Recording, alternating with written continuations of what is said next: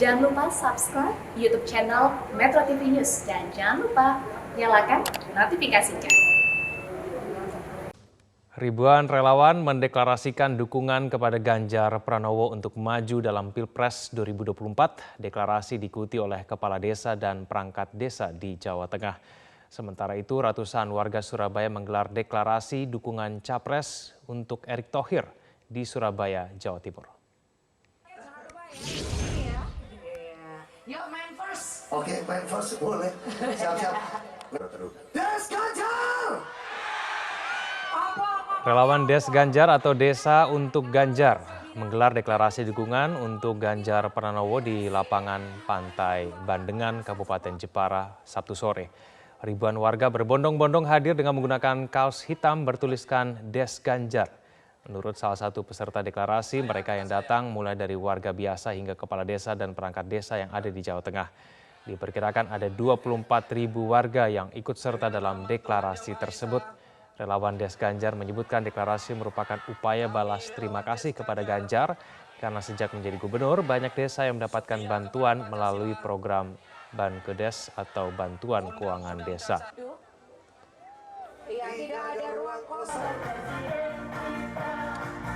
Di Surabaya, Jawa Timur, ratusan warga Surabaya yang menamakan diri relawan Leto menggelar deklarasi dukungan bagi Menteri BUMN Erick Thohir sebagai Capres 2024. Ketua DPD Leto Jawa Timur, Edi Torana, menyebutkan mereka adalah pendukung dan relawan Joko Widodo dan Maruf Amin pada Pilpres sebelumnya.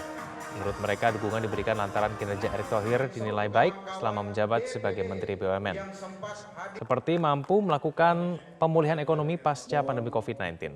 Relawan Leto mengaku telah ada di 20 kabupaten kota di Jawa Timur dan akan mulai mengkampanyekan Erick Thohir ke masyarakat Jatim. Jaga keutuhan negara, kesatuan Republik Indonesia. Koalisi Indonesia Bersatu menggelar silaturahmi nasional dihadiri oleh para pengurus pusat dan daerah. Salah satu agenda pertemuan adalah membahas penjaringan capres dan cawapres untuk Pilpres 2024.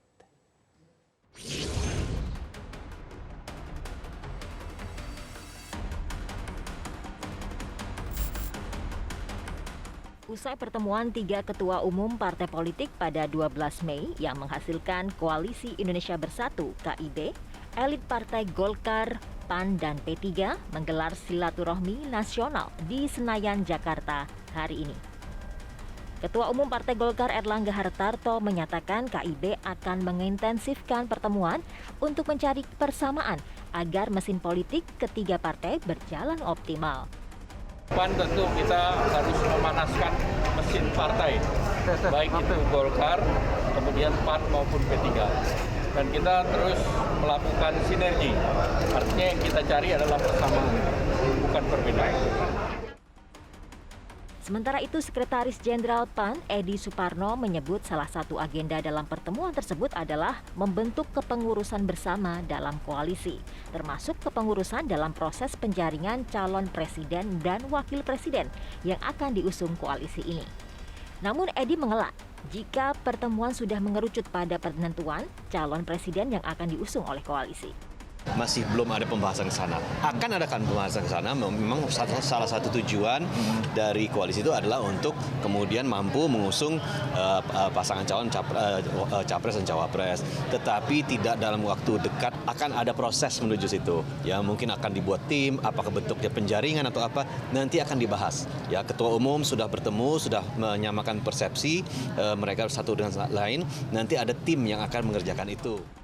Sejak terbentuk, KIB selalu mengklaim menjadi koalisi terbuka yang siap menampung partai politik lain untuk bergabung.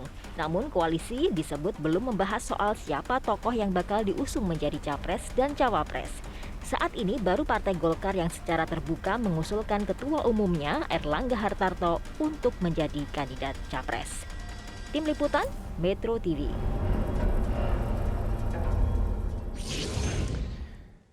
Ya, pemirsa, untuk membahas pertemuan politik pada malam hari ini kita tanyakan langsung kepada Wakil Ketua Umum Partai Golkar Ahmad Doli Kurnia, ada Ketua DPP P3 Ahmad Baidowi dan juga ada pengamat politik Jayadi Hanan. Mas Jayadi, Mas Baidowi dan Bang Doli, selamat malam. Salam sehat semuanya. Baik, saya akan langsung ke Bang Doli. Bang Doli, apakah pertemuan pada malam hari ini sudah menyepakati mengenai mekanisme penjaringan capres-cawapres, Bang Doli? Pertemuan malam ini kan lanjutan dari pertemuan 12 Mei yang lalu ya, bahwa kita sepakat akan menindaklanjuti pada hal-hal yang lebih konkret. Nah, hal yang lebih konkret itu adalah kita malam ini akan menandatangani perjanjian kerjasama kita. Nah, jadi kita sebetulnya sedang membangun sebuah narasi ya, membuat konstruksi bangunan masa depan Indonesia melalui 3 partai ini, Golkar, PAN, dan P3. Nah, tentu di dalam membangun narasi itu ada pembicaraan yang cukup panjang dan cukup serius ya. Nah, kita sudah mulai 12 Mei, malam ini kita konkretkan, dan berikutnya kita tentu akan menyusun agenda-agenda bersama ya. Nah, jadi kalau kita bicara tentang menulis sebuah buku gitu ya, nah kita akan mulai dari chapter pertama ya, pendahuluan sudah kita lakukan di 12 Mei, kemudian nanti ada chapter-chapter berikutnya sampai nanti kita membentuk bagaimana masa depan Indonesia 2024-2029 yang harus kita kerjakan bersama-sama nanti. Pembahasan capres-cawapres chapter berapa, Bang Doli? Itu nanti itu. Jadi setelah ini nanti kita akan susun, kita ketemu lagi ya, menyusun apa yang prioritas dimasukkan dalam chapter pertama, kedua, dan ketiga. Nah, ini yang nanti tahap berikutnya setelah malam ini. Oke, tapi dari Golkar sendiri harus ada nama Erlangga Hartarto begitu ya? Nah, kalau bicara tentang positioning Golkar, sebetulnya kan kita sudah dari awal sudah menyampaikan ya, bahwa Golkar melalui Munas di tahun 2019 itu sudah memutuskan bahwa Golkar harus punya calon presiden sendiri di tahun 2024. Dan di Maret tahun 2021 kemarin dalam Rapimnas sudah diputuskan bahwa calon presiden kita Pak Erlangga Hartarto. Dan semua tahu ya, publik tahu, kemudian Pak Zulkifli Hasan tahu, Pak Suarso Monoarfa tahu, keluarga besar P3 dan PAN juga pasti tahu gitu ya. Nah, jadi sampai sekarang positioning Golkar kalau ditanya calon presiden Partai Golkar sampai hari ini adalah Pak Erlangga Hartarto. Nah, tetapi kan kita tentu sebuah memahami ya soal mekanisme nanti soal pencalonan presiden ya. Ada syarat-syarat tertentu. Nah, kita juga memahami bahwa kita harus berkoalisi dengan partai politik lain. Nah, alhamdulillah dalam waktu sebulan terakhir ini kita bisa membangun kesepahaman dan membangun koalisi dengan P3 dan PAN. Nah, nanti pembicaraan lebih konkret soal pasangan ya, atau paket, nah tentu nanti akan dibicarakan bertiga antara Golkar, PAN, dan P3. Baik, kriteria capres menurut P3, Mas Baduy, seperti apa yang diinginkan? Ya, pertama tentu secara umum ya, kita melihat dari kemampuan calon yang akan diusung. Siapapun kader terbaik bangsa yang memiliki kemampuan dalam hal kualitas dan ideal dalam memimpin itu punya pilihan. Yang berikutnya track record, integritas dari calon itu sendiri. Terus yang berikutnya adalah keberpihakan terhadap kepentingan rakyat. Yang keempat adalah elektabilitas. Dan tentu semuanya itu ada di setiap tokoh-tokoh yang punya posisi untuk maju dalam pemilu presiden mendatang. Namun demikian, terhadap nama-nama yang sudah beredar, tentu kita menghormati misalkan Partai Golkar sudah menegaskan bahwa calon dari Partai Golkar adalah Bapak Erlangga Hartarto. Dalam konteks itu kita P3 menghormati pilihan sikap dari Partai Golkar. Tentu siapakah nanti akan dibicarakan oleh koalisi KIP ini. Baik, Mas Jayadi, menurut Anda apakah memang nama Erlangga Hartarto nama yang paling berpeluang besar dicalonkan oleh koalisi ini?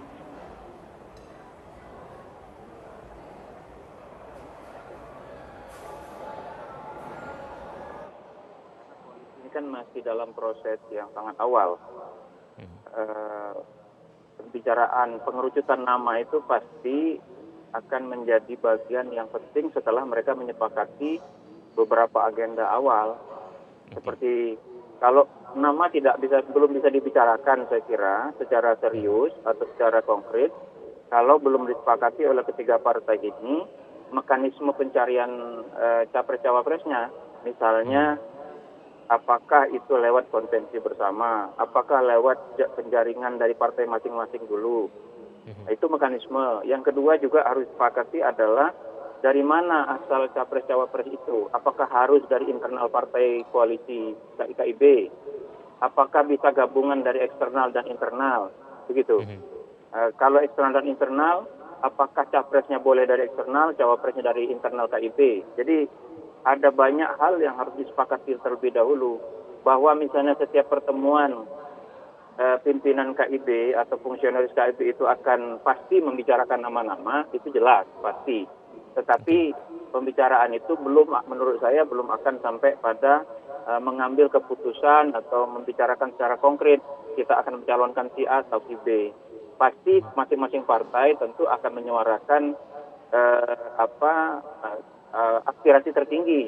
Misalnya Golkar tentu menginginkan ketumnya menjadi calon presiden. Demikian juga dengan PAN dan P3.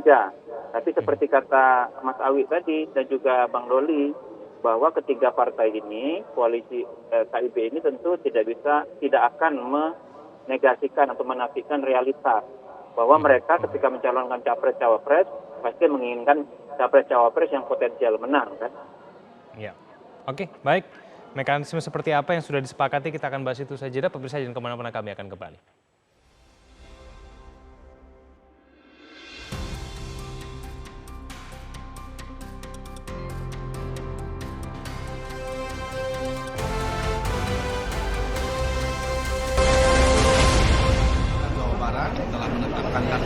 Bang, munduran bang. Kemenangan munduran bang. Dan juga pemenangan Pilpres untuk mendukung Pak Erlangga dan memastikan Pak Erlangga untuk menjadi calon presiden. Kembali kita lanjutkan dialog kita, saya kembali ke Bang Doli. Bang Doli, mekanisme mengenai pencapresan ini apakah sudah ada kesepakatan hingga malam hari ini? Pilihannya apa saja, Bang Doli? Itu belum. Jadi gini, ini kan saya kira prosesnya masih panjang ya. Waktu kita juga masih cukup ya, kontestasinya kan masih 20 bulan lagi gitu. Nah, jadi waktu-waktu ke depan ini akan kita isi dengan salah satunya itu. Nah, yang jelas mulai malam ini ketika kita menandatangani MOU, kita juga harus mulai pertama bicara tentang soal visi misi apa yang akan kita bawa tentang masa depan Indonesia setidaknya 5 tahun ke depan. Program-program apa saja nanti akan kita tawarkan kepada masyarakat. Dan bagaimana kita mengkonsolidasikan kekuatan ini sampai ke tingkat akar rumput. Gitu. Nah, baru setelah itu kita cari mekanisme, setelah kita tahu kira-kira kriteria apa yang kita anggap cocok untuk mengemban misi dan visi ini serta melaksanakan program-program itu. Nah, setelah kita ketemu kriteria, bicara, nah baru kita cari mekanisme pembicaraan, mencari figur atau pasangan yang tepat nanti untuk membawa visi dan misi serta program Indonesia ke depan itu. Baik, Bang Doli, pada saat Rakerda Golkar Jawa Barat kemarin, Ketua Umum Erlangga menyebutkan koalisi ini solid ya, tidak bisa dipecah belah begitu. Apakah memang indikasinya ke arah sana, Bang Doli? Iya, ini juga sangat tergantung dari kita semua sebetulnya ya, dari para elit ketiga partai politik ini. Sejauh mana komitmen apalagi setelah penatanganan malam ini itu kita coba implementasikan sampai ke tingkat paling bawah.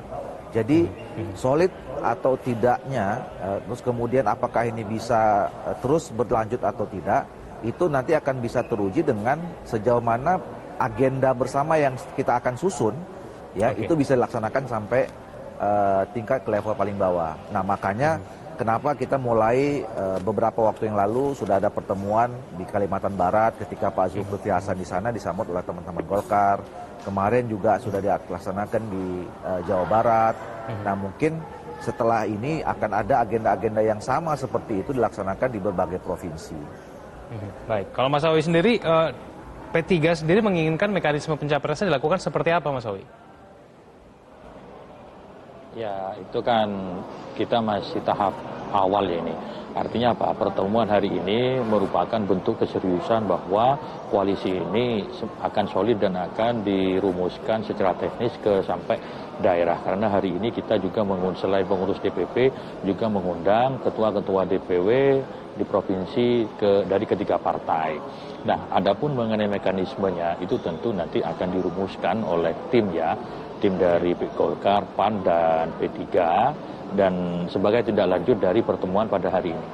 Malam ini pertemuan yang sangat bersejarah saya kira, kalaupun kemarin pada bab pendahuluan ketika para ketua umum partai politik bertemu, itu banyak yang tanda kutip meragukan ini serius tidak.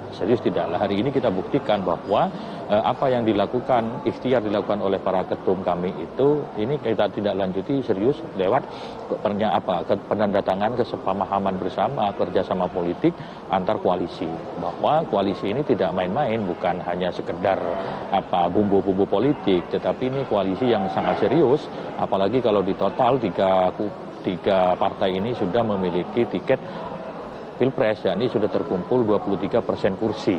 Itu sesuatu kekuatan yang secara sah oleh undang-undang dimungkinkan untuk bisa mengusung pasangan calon presiden. Baik. Mas Jayadi, Anda menilai kesolidan dari koalisi ini seperti apa? Ya tergantung apa tujuan yang sebetulnya mereka inginkan. Ya, saya melihat sampai hari ini itu paling tidak ada 5 tujuan yang bisa dicapai oleh koalisi ini. Nah, soliditasnya itu tergantung kepada sampai mana mereka bisa mencapai tujuan itu.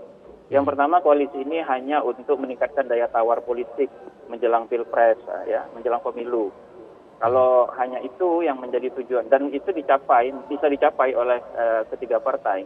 Sekarang dengan berkoalisi, daya tawar ketiga partai ini menurut saya menjadi lebih tinggi. Terutama berhadapan dengan poros lain seperti PDIP, Gerindra, maupun yang sekarang mencoba mulai muncul adalah Nasdem, mungkin bersama PKS dan Demokrat gitu. Jadi itu, kalau hanya sekadar itu, ini tidak akan solid. Yang kedua adalah koalisi untuk mencari capres cawapres. Kalau koalisi ini tujuan utama adalah mencari capres cawapres, dia juga belum tentu solid. Kenapa? Karena dinamikanya bisa sangat tinggi. Apabila misalnya salah satu partai tidak cocok dengan capres-cawapres yang nantinya terpilih, maka bisa jadi koalisinya menjadi bubar gitu. Atau salah satu dari koalisi ditarik oleh koalisi yang lain misalnya, maka dia bisa bubar. Jadi itu pun tidak begitu kuat. Yang ketiga, saya kira tujuannya adalah seperti juga yang tadi disampaikan oleh Golkar, P3 dan PAN, bahwa mereka berkoalisi ingin membantu mewujudkan suasana yang lebih tidak tegang dalam politik, dalam pilpres kita terutama. Nah, itu kan maksud dari P3 dan maksud dari KIB adalah bahwa kalau bisa calonnya nggak cuma 2 kan, itu yang dimaksud.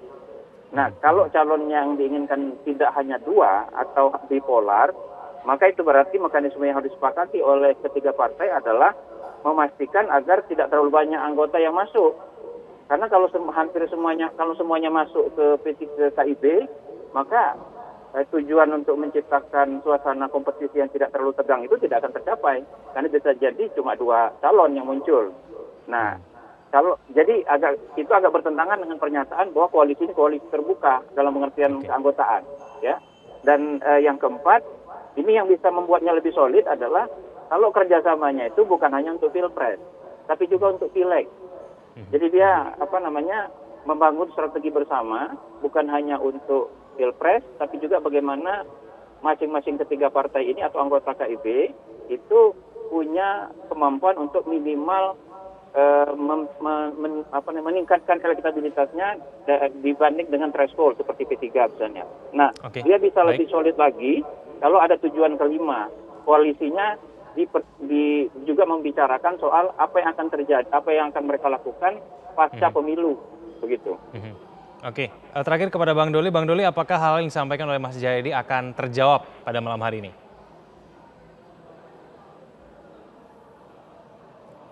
Saya kira apa yang disampaikan oleh tadi kita semua itu tidak mungkin selesai dalam malam ini. Ya, seperti yang saya katakan, ini adalah satu permulaan, ya, bentuk yang lebih konkret dari pertemuan setelah tanggal 12 Mei itu, yang harus ditindaklanjuti dengan agenda-agenda kerja bersama. Nah, ini yang saya kira menjadi penting pertemuan malam ini. Baik, kita tunggu bersama nanti hasil dari pertemuan malam ini. Terima kasih Bang Doli, terima kasih Mas Owi dan juga Mas Jayadi telah bergabung bersama kami di Prime Time News.